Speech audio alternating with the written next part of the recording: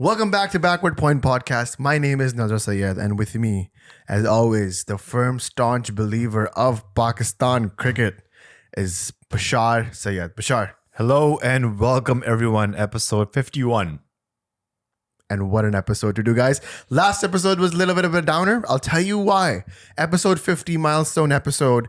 And as fans of Pakistani cricket, the entire episode had to be dedicated to Indian cricket. And the blistering, the complete demolition, actually, of what they are doing to this Cricket World Cup. It had to be discussed. It had to be talked about. That was episode 50. Lots of love from everybody on that one. But guess what?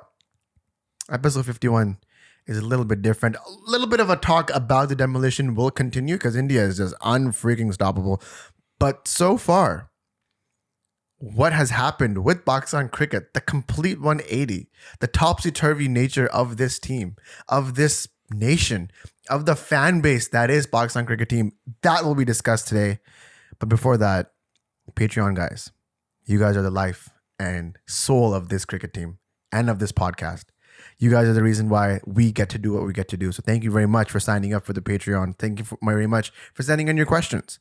And, you know, the questions are always in tandem with what we talk about on this podcast. So if you guys want your questions and want to be a part of the podcast discussions, sign up to the Patreon, the membership fam, the YouTube, Spotify gang. You guys know who you are. Love you guys. Thank you guys very much for signing up and doing your thing. Watching in general. The Discord fam, always got to give them a shout out because they're the real ones. They're the ones who actually try to make sense of ball by ball situations. It is a futile job, but they show up every single day. They are the real ones. Love you guys. And a mini shout out to Arham Alam from the Discord fam. During the match, we had a little bit of a bet going because, you know, I try to plug the Patreon as much as possible. I've said it time and time again. If you guys want to support the podcast, that's the best way to do it. So I was plugging the Patreon during the game after the first innings had ended. Bashar, 401 on the board against Pakistan with New Zealand having to bat first. And it was just game over at that point, right? You know, I'm jumping ahead, but that's what it was. Arham said, if Pakistan wins this game, I will sign up for the Patreon. And guess what? The man followed through. Lots of respects for people who keep their word. So mini shout out to you, Arham. You are the real one. Babar Azam also promised that Pakistan will not only finish top 4, but number 1 in the World Cup. And it seems like the Fakhar Zaman is trying to make that happen. Are you saying that Arham is the Babar Azam of our Discord channel? Perhaps. Or is it my boy, the one and only? Hazik, the Discord fam loves you. Stick around. You are the real one. You're the reason why the Discord fam is the Discord fam. Please stick around for all of the Hazikness that happens in the Discord channel. All the links to everything we've talked about below. I cannot wait to start this podcast. This is the reason why I have this podcast, have this platform, and the reason why I sit down and enjoy cricket is for moments like these. We finally have a podcast where we can come and just explode with glee, Bashar. I don't even want to read the notes today. I did no homework for this podcast. This podcast is complete, pure emotion. And where to start, where to end, I don't even know. I'm going to let you lead from the front. Pakistan has beaten New Zealand with New Zealand on the board with 401 in 50 overs at Chinnaswamy in Bengaluru. Pakistan comes victorious on the other side. Explain it to me, sir. What has happened? I cannot explain what is unexplainable. There's a comment here from Taimur Khan on Patreon. He says, what do you think makes this Pakistan cricket team so wonderfully and painfully unpredictable? He says, we win the unwinnable, we lose the unlosable, we drop the sitters, but catch the screamers. Pakistan cricket, 1 minute down, next minute up. Like you mentioned, we love being on the podcast. More recently, it's been quite sad and depressing because of how the Pakistan team performs. That sort of reflects on our mood. So for Pakistan to now have back-to-back wins, for my nephew Mikhail to be witnessing his second win, we watching the game together, and his luck is so bad that he was up the entire first inning and slept through the entire second innings. And I was like, this kid, what does he know? We gotta instill hope in him. Yeah. So he has to sit through all 8 hours to watch that ODI match. But just insane, incredible, unbelievable. I am always a staunch supporter of Fakhar Zaman and this Pakistan team. We've talked quite heavily on why he should have been part of the team We actually even made that comparison that he could perhaps be the Inzamam ul Haq of this World Cup initially, despite being out of form, because you just know he's a match winner. Like when he's on song, nobody can stop him. He makes the match look one-sided, which he did.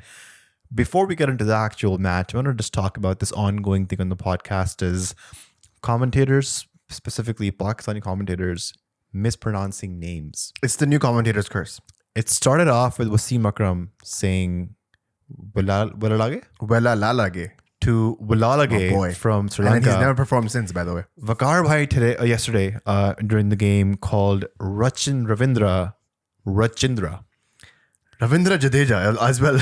And then I also caught up Wasim Bhai calling Karuna Ratne Karu Ratne. The GOATs. The greatest of all times of Pakistani cricket. Defeated by in-swinging names and too many vowels and consonants in one word. Which honestly, it's tough. But you know what? If you're getting paid the big bucks, Vicky Bhai, You know, Chindra, bro, just all you gotta do is look at the name card. when I was going to my convocation, my university asked me to not just spell my name, but just spell it as to how it's enunciated. And I think the ICC should help these commentators do the same thing. Walalage is a tongue twister. I believe you, Wasim Bhai. I'm on board with you, but there's got to be some way to stop this madness. Karuratne, Rachindra, Walalage. When does it end? I'm just saying, Wella Lage, ever since Wasim Bhai, his commentator's curse, he's been dog shit. And I'm just hoping Rachindra gets his mojo going because, boy, Vicky Bhai has spun his web. You know who the highest wicket taker of the World Cup is, by the way? We're talking about commentators, so it's Rambo.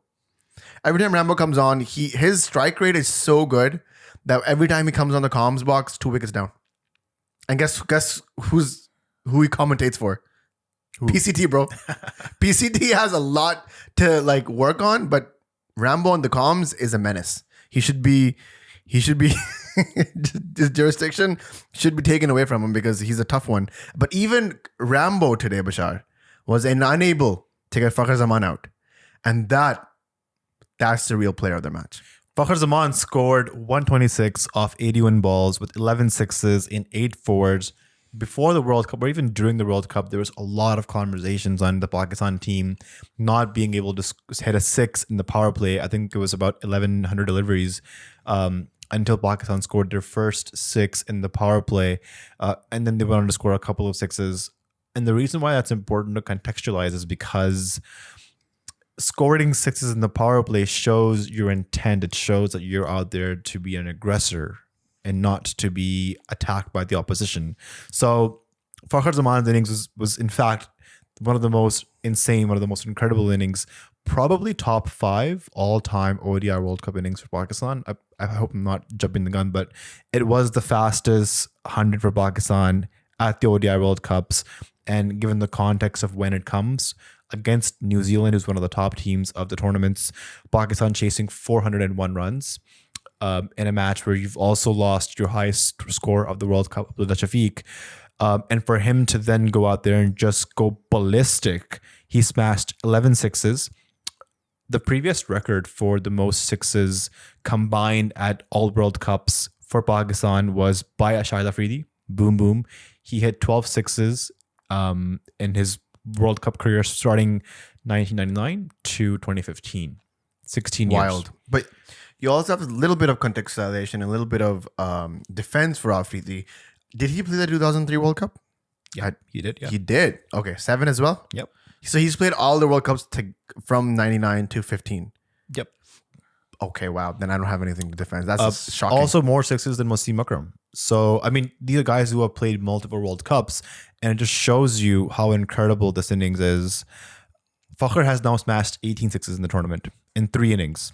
This is the 3rd highest of the tournament, right behind Rohit Sharma and Quinton de Kock, who have all played 8 innings each. Correct. And he's come in 3 innings as in the top 3.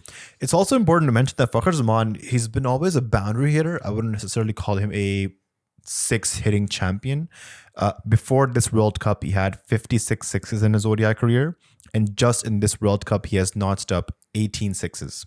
So nearly 25% of all of his 6s in his ODI career have come in the last 2 or 3 innings. That's crazy. In the last week, you should say. And That's also important to contextualize because look at where Fakhar Zaman is coming from. Like, yes, he had an amazing home series against New Zealand. He scored 300s, but then he had a bad patch that I've hardly ever seen any Pakistan opener have. But him being Fakhar Zaman was still carried through by the team. And credits to Babar Azam, the team management selection committee, for persisting with Fakhar Zaman. As we all know, Fakhar Zaman is a match winner. You don't have many of them in the Pakistan team.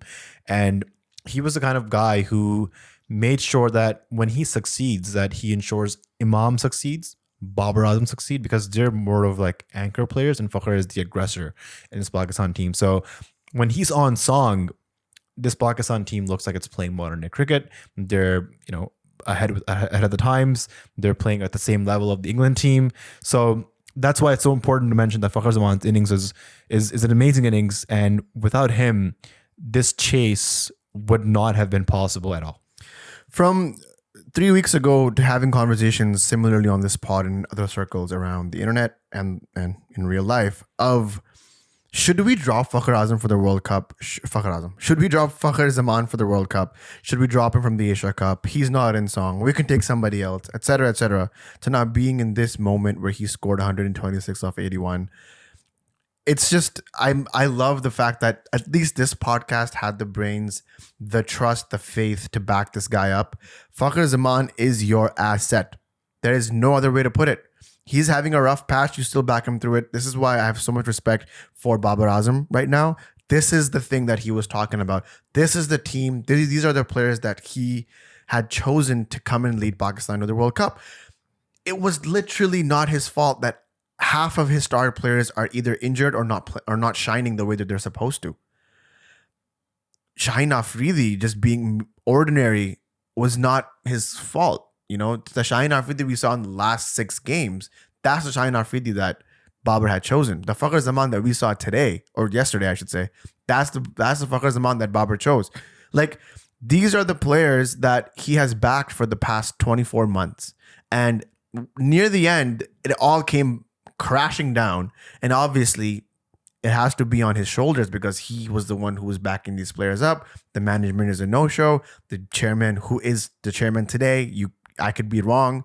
Like, literally, it's like musical chairs up in that chairman's room. It's a fiasco. It's a debacle. And the only thing that's consistent is Babar Azam. So the onus that goes on him when shit's hitting the fan, it's fair. But in moments like this, Bashar, when today Babar goes out, backs his batsman, he's like, you know what? I know that whatever score the New Zealand batsman put on the board, I'm going to back these guys to chase it down. When you go out there and you have that kind of confidence with your batsman, then you have moments like when Abdullah Shafiq comes in and he's trying to be the aggressor. He smacked Bolt on mid-wicket for 4, and what a shot that was. I was like, man, intent. You were talking about this the entire tournament, and today we got to see it. Even the ball he got off for it was a good shot. I mean, ridiculous catch from Kane Williamson, and we have to give some credits to Kane for playing on one leg with one hand. Bro, this guy has half a knee and 4 fingers and runs backwards and does the Afridi catch from 2009. Not even that. Williamson comes out and he's 120 strike rate, 95. Explain that to me, please. Ridiculous shot. I think when the team was announced, so it was ridiculous because Pakistan was playing 4 seamers. They had just benched Osama Mir, whereas New Zealand was playing only 2 pacers and then 3 spinners. So I was like, one of these guys have misread the pitch. Because New Zealand did fly in Kyle Jamieson, so if they wanted to, they could have played him as a 3rd seamer. But maybe they saw something in the pitch that Babar didn't, or vice versa. So I was very scared when Pakistan played the 4 seamers. And also, I think when you're playing 4 seamers, and then if the Chaju comes in quite early in the innings to ball, so what are you trying to say? I think by the 9th over, they had tried all 5 of their bowlers, right? Pakistan had. Yeah. Iftikhar was actually the first change bowler in this match. So you're playing 4 pacers, but then Iftikhar comes in first change. I understand it's probably the left-hander versus off-spinner matchup.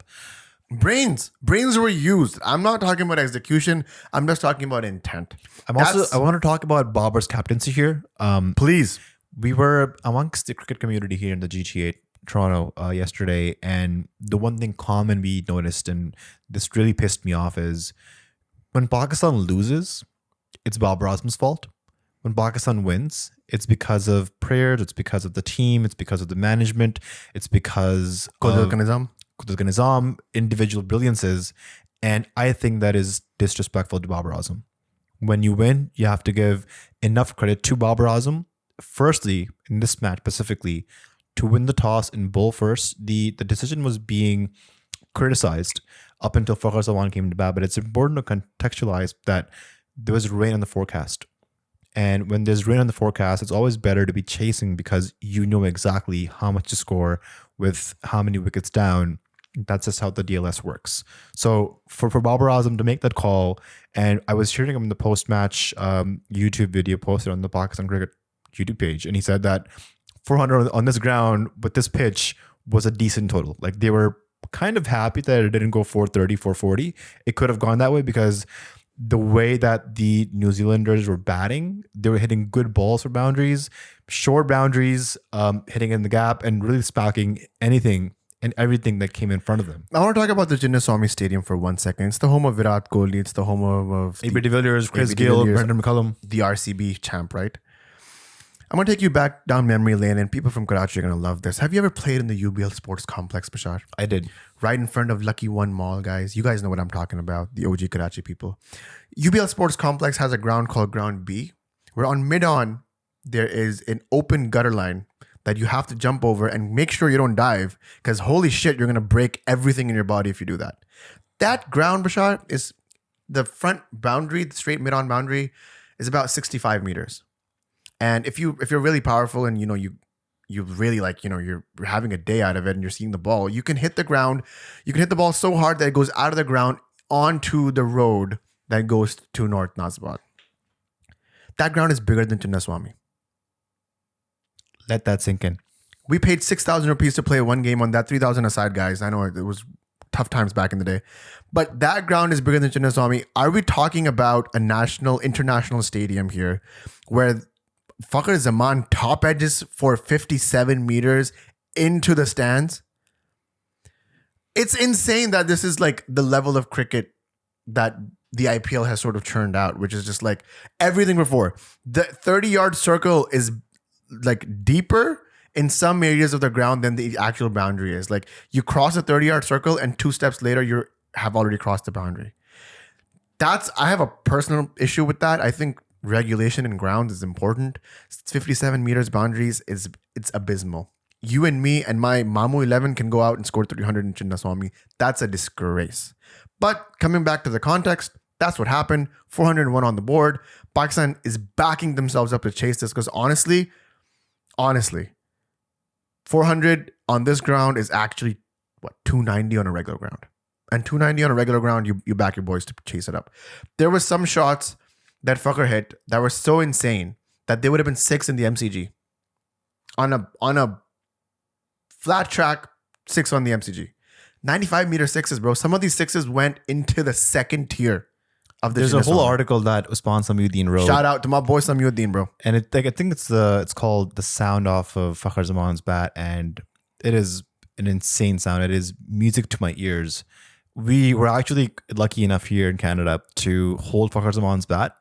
We were at the team hotel. And please give context to that story. Yeah, so we were at the team hotel trying to interview players. We spoke to Fakhar. We met Fakhar.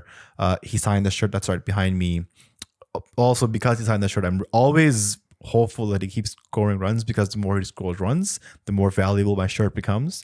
Anyways, so we're here in the lobby and then I see Uhi Sports, Uzair, who is the sponsor of Shaheen Afridi's bats, Shahid Afridi's bats, Naseem Shah.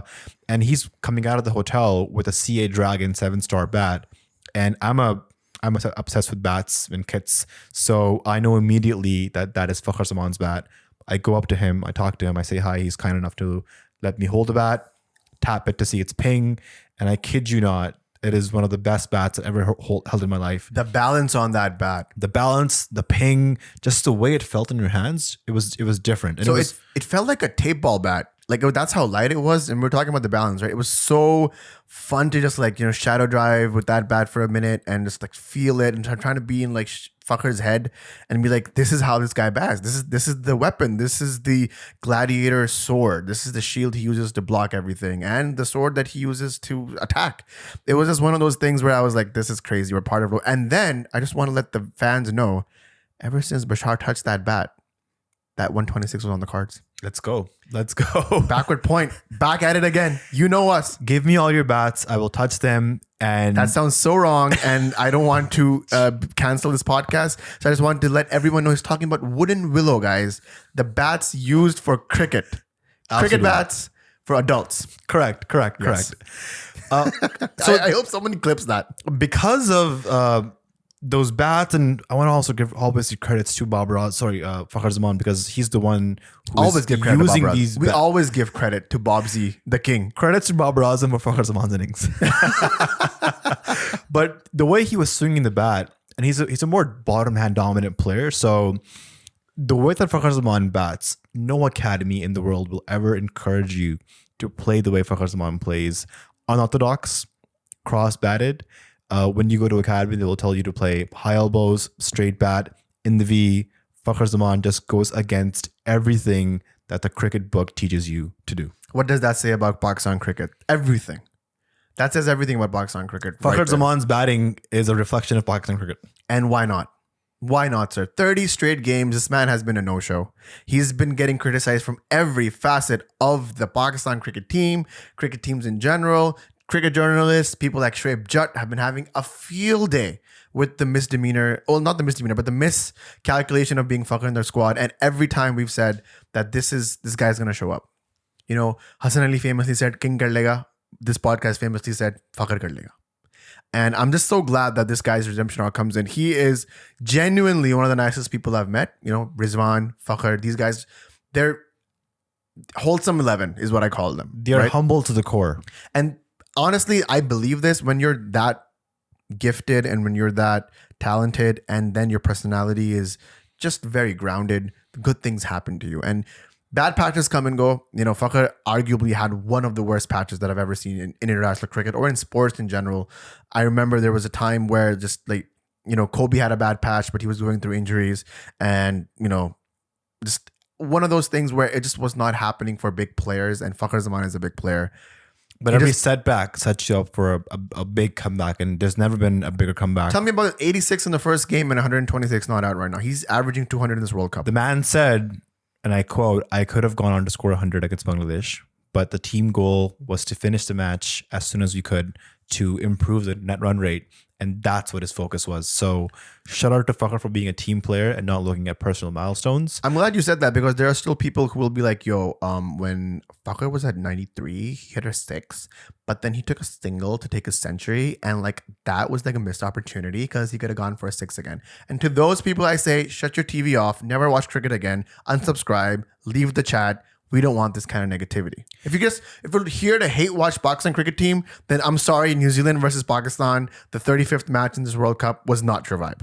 Also, speaking of negativity and hate, there is still some people out there who just started watching cricket a few weeks ago who are criticizing Babar Azam's 66 off 63 balls.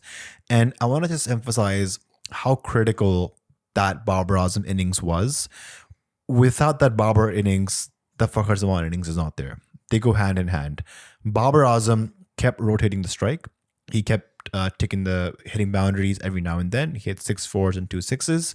But let me tell you why that Babar Azam innings was so vital. So Pakistan wins the match on DLS because their score was 200 for 1 after 25.3 overs. Now, had Pakistan kept losing wickets on the other end that Babar Azam helped save and prevent, the DLS total keeps increasing. So if Pakistan, let's say after 26 overs, they batted 25.3 overs. After 26 overs, if they had been 190 for 2 wickets down, that was a par score. So they were sort of inching closer to what their actual target is versus what the DLS target is. Had they lost 4 wickets, it could have been 199 for 4. So they could have almost inching towards being behind DLS. And had they been 211 for 5, that was the DLS par target. For the then 5th wicket. They would have lost the match. Yeah. We've all seen if Babar Azam gets out, that can oftentimes stir a collapse in the Pakistan team. Example, India match. 150 for 2, 191 all out. So for Babar Azam to hold one end and keep giving Fakhar Zaman the confidence to go out there, play his shots, and not worry about the wickets falling from the other end was also big on Babar. They put together the highest partnership for Pakistan in ODI World Cups. Another record. I just want to talk about that Babar Azam innings for just a second longer.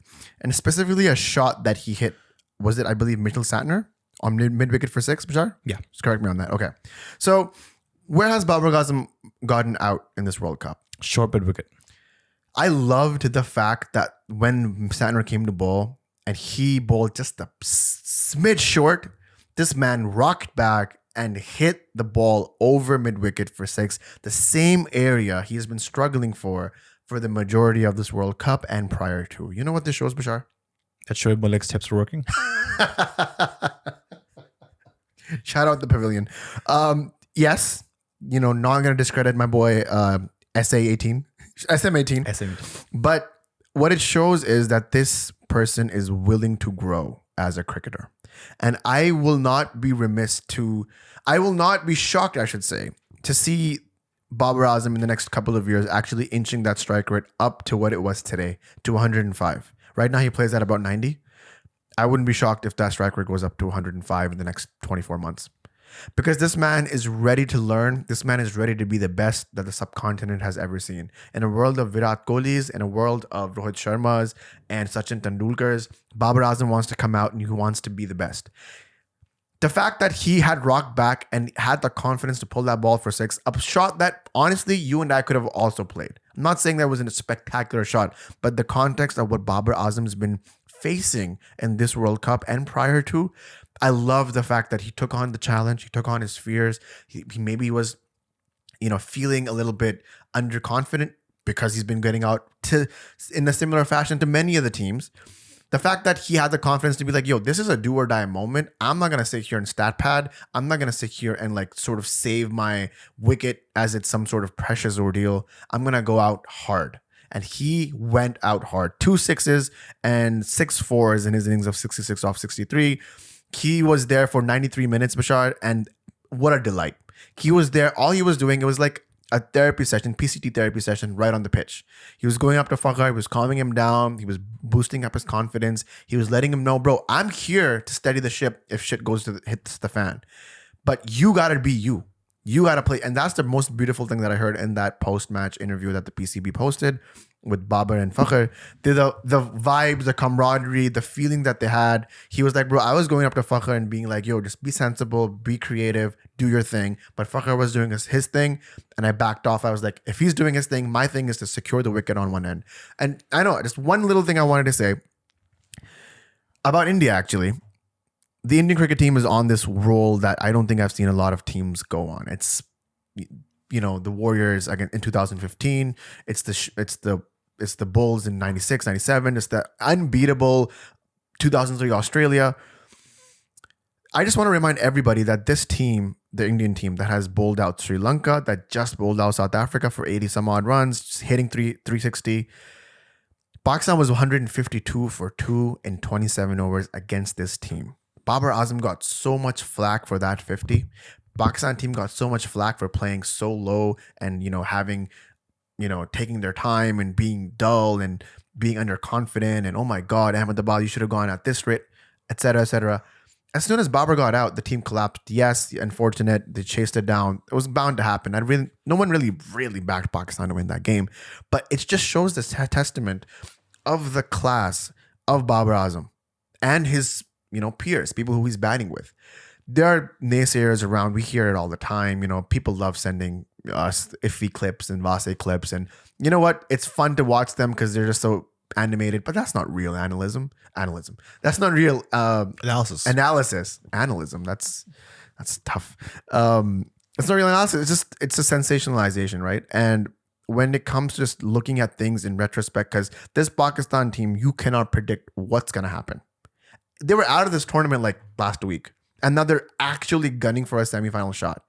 And retrospectively, in the moment, the 152 for 2 seemed like it was low, and then the 190 was abysmal. Still is, But looking back at what's India's done in this tournament and what Pakistan had managed to do for a minute, for a glimmer, for a hope, for a prayer, it was beautiful to see. And I just hope the found form that Pakistan has somehow, relinquished, and the form that was relinquished that they sort of reclaimed, I just hope it continues. I don't know if Pakistan is going to make the semis, Bashar, but I know for a fact that there was a moment where I just felt completely elated and I felt like I was being lifted from the ground.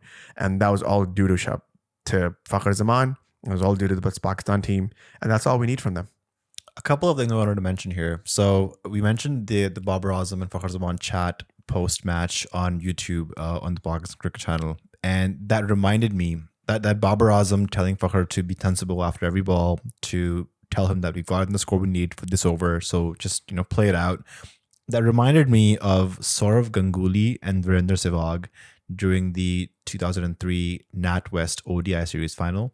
There's this clip on the internet where Sourav Ganguly is talking about the over where Virender Sehwag hits Ronnie Irani for 4 boundaries in a row. And after every single boundary, Sourav Ganguly goes to Sehwag and tells him, Sehwag, we've gotten the boundary. Let's just knock it around for singles and doubles. He hits the first boundary. Second boundary, he scoops it again. And Ganguly goes up to talk to him again and tells him, Sehwag, we've gotten 2 boundaries. Score's good. Run rate's under control. Just calm down. He's like, yeah, Dada, we got this. And then he hits another boundary. And then I think after the third boundary, Ganguly doesn't go up to talk to him. He just be like, bro, do your thing. You do you. And they've gone to win the match. And those were some critical innings from India, Sehwag and Ganguly, for them to win. So Fakhar and Babar gave me the same vibes this match. The second thing I wanted to talk about is basically how frustrating it is right now for Pakistan to be trying to creep through for semis. Imagine if they had beaten Afghanistan, which on paper they should have. And if that South Africa game, we lost by a few inches, right? If they had won that match, Pakistan would have probably qualified it right now. But because of those 2 matches, they're struggling to qualify. So that's what infuriates me. Pakistan currently has 8 points. Like you said, and if those 2 games had gone our way, if Afghanistan, if we weren't just blown away completely by them, which the fact of the matter is that's what happened. And if, like you said, a few inches, if we had just crawled through that and cleared the line, we would have been sitting at 12 points right now, far above Australia and New Zealand, and probably would have been chilling, seeing what happens with Afghanistan, New Zealand, Australia in the bottom ranks to hit the 4th, because England is currently bottom of the table. Lovely to see that. I just want to quickly shout out the Cricket Podcast. They reached out to us to do a review, and they haven't. You guys were waiting for the DMs, right? Like, when are we sitting down and talking about England versus Pakistan? Because we wanted to speak with them, but I feel like they've just gone mum and quiet, and it's tough. I mean, being an English fan right now is horrible, but you know what? I feel like being a Pakistani fan right now is just a little bit worse, because you smell it, don't you, Bashar? You see it. You see the top 4. You see your name in lights. You see yourself playing number 1 Team India against all odds in the Wankhede Stadium. It'll be in Kolkata, actually. Is it Kolkata? Yeah. Even better for If Pakistan. Pakistan qualifies, it's Kolkata. If not, it's probably Wankhede. Whatever the case may be, like, we see it. It's happening. And yet we're not able to secure it. There's so many ifs and buts. Before we get into the proper permutations of what's likely going to happen and how Pakistan can inch their way through, I want to ask you one simple question. 50 overs played in the second innings. Do you think Pakistan would have actually chased 401? I think the way that Pakistan was playing and how Fakhar Zaman's form was, how terrible New Zealand was bowling, we were sort of at the halfway mark of the innings. And after 25.3 overs, Pakistan was 200 for 1, 9 wickets in hand. A Babar Azam who was sort of getting back into the groove of accelerating. He hit Sodhi for a 6 and a boundary, I believe another boundary after the break. And actually those couple of overs after the break were what made sure Pakistan goes ahead of the DLS by a good margin. So if the match had gone through, I have no doubts that Pakistan would have been able to chase this. Maybe a few wickets going down back to back would have caused some trouble, but just the way that Fakhar was playing, it looked like very difficult to get him out. The boundary, despite being 55 meters, was not big enough for Fakhar. He was hitting it in the stands in the second tier, The ground wasn't big enough. 90 plus meter sixes. So the boundary being small didn't really have any impact to Fakhar's innings. I'm just saying, they have a Babar quote here right on Cricket Info. It says, as long as Fakhar was there, we could have chased 450. There we go. That's the answer to my question, The isn't it? man said it himself.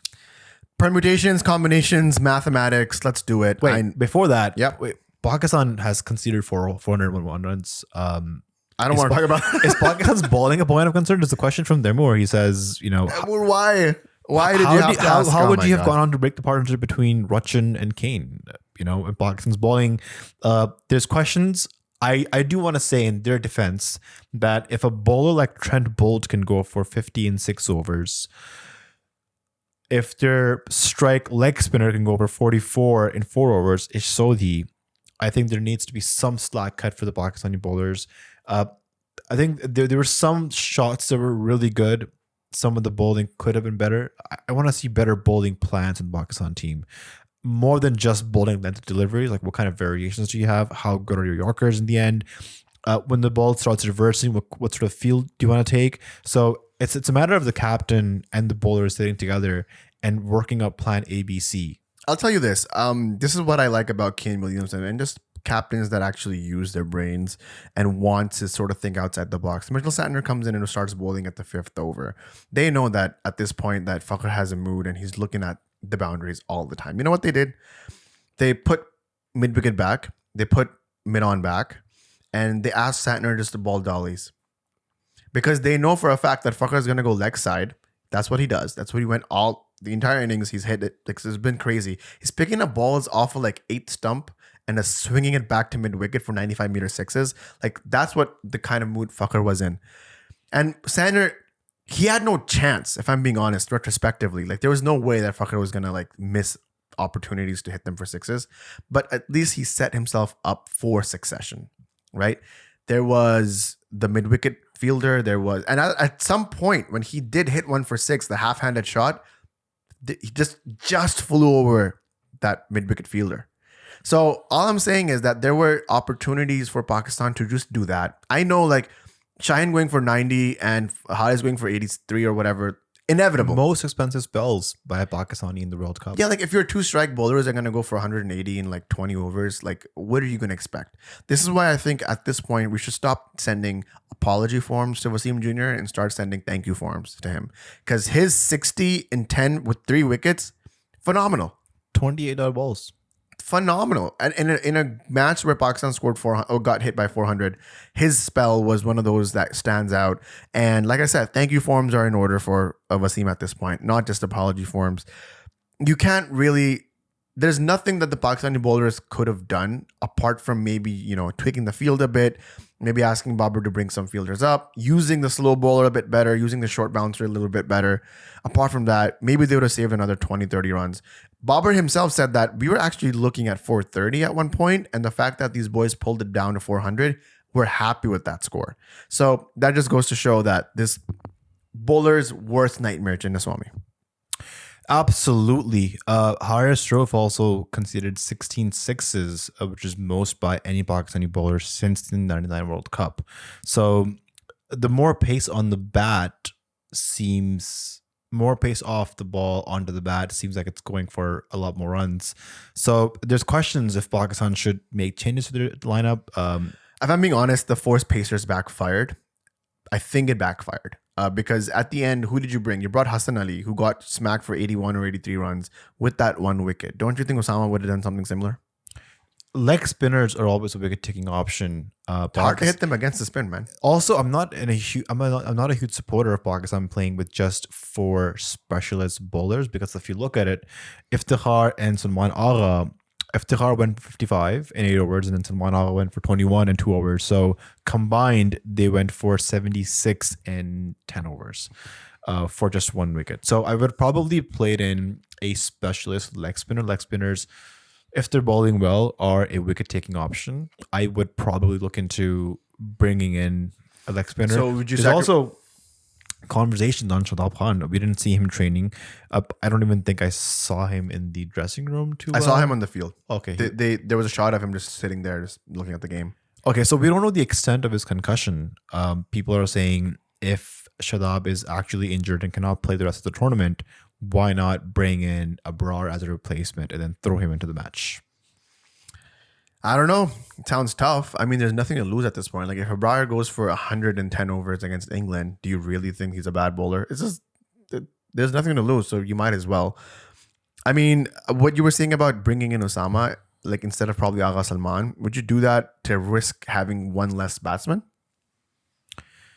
Yeah, I think we haven't really seen Salman Ali Agha play a huge role in the last two games, right? He bowled a few overs. He didn't get a chance to bat in either of the matches. So you can perhaps bring in Osama Mir for Salman Agha if you want to keep the 4 pacers, or you can bench one of the pacers and play Osama. I think that's more likely. I would rather do that. Let's talk about the scenario for Pakistan to qualify. And this is the business end of the tournament. I would say the top 3 spots are pretty much locked in. India's 1, South Africa is 2, Australia will likely be 3. The 4th spot is up for grabs, and believe it or not, it's between New Zealand, Pakistan, and right now, as we speak, even Afghanistan is in the race of qualifying. If they magically somehow win the next couple of games, they could go through. If they win one game, it's tough for them because their run rate is pretty bad. So they have games against a good team, so it'll be hard for them to not only win but to win by a huge margin. Their next game is against back Afghanistan and then South Africa. So yeah, sorry, Afghanistan's next game is against Australia and South Africa, so it's going to be tough for them. So coming back to the Pakistan scenario, the easiest way, scenario 1, is for Pakistan to beat England on November 11th. While before that match, if Sri Lanka beats New Zealand on November 9th, and for Afghanistan to lose one of their games, either against Australia or England. South Africa. South Africa, sorry. And that's the way that Pakistan goes through just based off of their points. Yeah, so the easiest way is for Pakistan to win against England and Sri Lanka to beat New Zealand and Afghanistan to lose one of their games, right?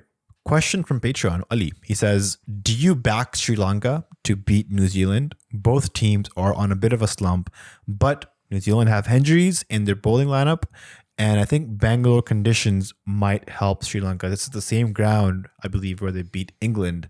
So they'd probably be coming off of that confidence from that match playing here. I'm gonna there's a clip on the Discord channel where I said that, South Africa is gonna beat New Zealand by 180 odd runs, and you laughed at me. So I would rather you keep your emotions to yourself as I say this, but Kudrat ka nizam is in play, bro. The cause of nature, or the course of nature, as it translates into, it's on play. I back Sri Lanka to beat New Zealand. Sri Lanka has one thing to prove, and is that they're not wussies and they're here actually to play a World Cup. New Zealand have 2.5 bowlers right now. So if Sri Lanka can capitalize on that and actually go out and score that 400 that they should, and actually go beat New Zealand, it's down to, what I'm genuinely scared of is the Pakistan-England game. That's what's scaring me, because Pakistan is finding its stride, but it loses its stride like that, and England can come back and be like, yo, we're actually trying to play the Champions Trophy next year, so how about we just demolish you? But the way that England is playing, like I said, cricket podcast, still waiting for that DM, it's tough for England to make it through. Pakistan should demolish England as hard as they can, because let's say in a scenario where Sri Lanka loses from New Zealand, Pakistan, then let's create a scenario, right? If Sri Lanka is beaten by New Zealand by 1 run, Pakistan needs to beat England by 130 runs to qualify. Correct. That's the math. So let's just be a little bit more realistic. Let's say Sri Lanka loses by the New Zealand team around about 50 runs. Doable. New Zealand has scored 350. Sri Lanka all out at 300. Fair enough. 50 runs win. I back Pakistan if they bat first to make 350, 380, bowl this English team out for 180, 200, and get that 4th semifinal spot. This is the more likely scenario that I see, as opposed to Sri Lanka beating New Zealand. That's a tough ask for Sri Lanka. I want it to happen. My entire existence, my faith, everything is telling me that actually Sri Lanka might come and pull this through because things have shifted. The fates are in favor of Pakistan. Things like this happen. They have happened before. I don't want to say it again, but 92 did happen, even though this podcast, we mentioned how it was a curse for Pakistan because Pakistan keeps on relying on situations like these. But here we are again for the umpteenth time, hoping against all hope that this happens. And I'm telling you, man, Netherlands beat South Africa in 2022. I called that. Sri Lanka beating New Zealand on the 9th. I'm calling it. If that doesn't happen, I'm still calling Pakistan to beat England by a big margin to qualify. I think it's on the cards. I want to agree with you, and I want to say that I also back this Sri Lankan team to beat New Zealand just because of how poor New Zealand's current bowling attack is, and I think Sri Lanka has those players who can really go after their bowling lineup. It is in Bengaluru, so they have an opportunity to bat first, put runs on the board, and then put the pressure back on New Zealand. I really have a feeling, for some reason, that Sri Lanka will beat New Zealand. If that doesn't happen, or if that even does happen, I also back the Pakistan team to beat England. It seems like they're on the uptick. Their curves going up, and they've had the momentum in the last couple of matches. They're probably coming off of some good confidence after technically chasing 400. So DLS. And also, the England team has never been this poor. I've never seen the England team play this bad, probably since the 2015 World Cup, where they lost to Bangladesh. So, having said that, Sri Lanka to beat New Zealand and then Pakistan to beat England, it's on the cards. It's possible. We're not being Delulu here. It can actually happen. And with this Pakistan team, there's no such thing as Delulu. We have seen this time and time before. Pakistan cricket team plays cricket in such a way that it defies all odds, all sanity, all sense of prediction and anticipation out of the gates. Sometimes they will come out, they will win a blinder like this. Sometimes they will lose a sitter. And, I guess this is a great place to end this podcast because I have one last, Do you want to talk about the India versus South Africa demolition? I feel like we did a little bit in the beginning, but India's bowling is just, what is it? Do you have any explanation for that? Because I don't understand it. This Indian team is reminding me of the 2000s Australian team. I don't know if because they're actually that good or because they're playing at home and they're just so well versed with the conditions. But when you pitch up 326, and important to mention, Virat Kohli has now equaled the record of Sachin Tendulkar for the most ODI hundreds in ODI history. And happy birthday, man. 49 hundreds and 35 birthdays. 49 hundreds. And it's the reason why I claim that Virat Kohli is the greatest ODI batsman in history is his innings per 100 ratio. He demolishes Sachin in that stat. And also his record while chasing and his runs in a winning cause. That, to me, makes Virat Kohli the greatest ODI player of all time. Also, big congrats to Rohit Sharma for how he's been playing in the past few innings. He's really looking to up the ante in the power play, properly utilize the power play. He scored 40 out of 24 at a strike rate of 166. And that just looks gold compared to the strike rates of Virat, who batted at a strike rate of 83, Shreyas Iyer, whose strike rate was 88. And I kid you not, nobody's out there saying that Virat Kohli scored 100, strike rate was 83, but it was not a selfish innings because the conditions were tough. Had Babar Azam played the same innings, people would have said that it's gone for the personal milestone and not for the benefit of the team. But looking at how South Africa batted, it seems like they really struggle while chasing runs. And that is how exactly you beat South Africa in this World Cup. You don't let them bat first. You let them chase, and then you go for taking wickets. Pakistan almost beat them that way. Netherlands did beat them that way, and India today beat them the same way. The tragedy of Babar Azam is that he's Pakistani. That's the fact. And any other country, nation, team would have been ecstatic, elated, and out of this world proud of what Babar is able to achieve. I've said this before many times on this podcast and in my private life. We will realize Babar Azam's loss and the gaping hole that he leaves behind when he is retired from this beautiful game of cricket. And also, a lot of the people who nonsensely criticize Babar Azam, I believe they started watching cricket very recently, so they missed the era of the Ahmed Shehzads, the Nasir Jamsheds, the Shazib Hassans, the Khurram Manzoors, the Umar Akmals, the Sohaib Maqsoods. So because you guys have not seen that era, the Misbah era, you don't appreciate Babar Azam to its full potential. Babar Azam is the best batsman in the Pakistan team right now and one of the greatest that Pakistan has ever produced.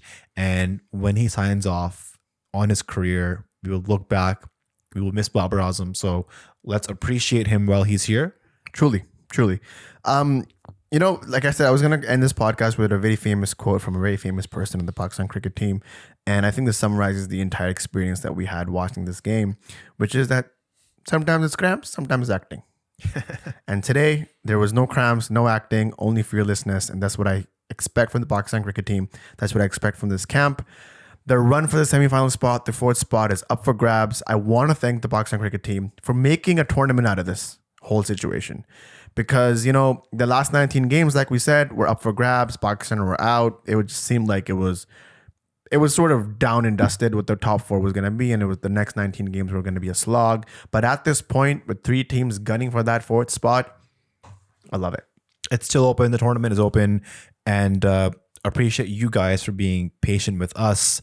Lots going on the personal front. There was a moment during the match where Williamson and Rachin Ravindra were smacking the Pakistani bowlers all over the place.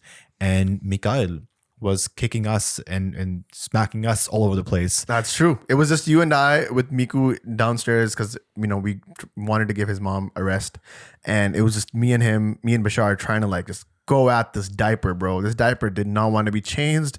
Miku was irritated. He was like, what is this bowling attack? Why isn't he doing the right changes? Lots was happening in that moment. And, feces flying everywhere. It was just a wholesome 3-guy moment right when Pakistan was being sent to the cleaners. But we came through. Miku was happy. Everyone's changed and clean. And, we live to see another day. And Pakistan cricket, 1 minute down, next minute up. Sometimes it's cramp, sometimes it's acting, bro. You know it. Thank you guys for tuning in to the podcast. Apologies for it being not on the usual time. But again, thanks for tuning in. Appreciate you guys listening and watching. If you're on YouTube, subscribe, hit the bell icon so you know so when many we people upload. watch this podcast on YouTube and don't subscribe. That's Right. so weird. Guys, I'm looking at you. Don't be creeps. Subscribe. On Spotify, give us a rating. Patreon, subscribe to that. Get an opportunity for your questions and comments to be included within our conversations. That it really helps improve the conversation. Bashar, there are moments that the Patreon fam actually asks a question that we wouldn't have really thought about because they're diehard cricket fans and they have insightful takes. And sometimes we're like, oh, we didn't even think about it like that. So thank you guys for actually putting in your questions. And, we try our best to hit all the points that we can. And if you guys want to be other people who want to be a part of that, links in the description. Do yourselves a favor, click on them, check them out. My name is Najat Sayed. I'm an elated Pakistani cricket fan, and I bid you all adieu. See you guys soon.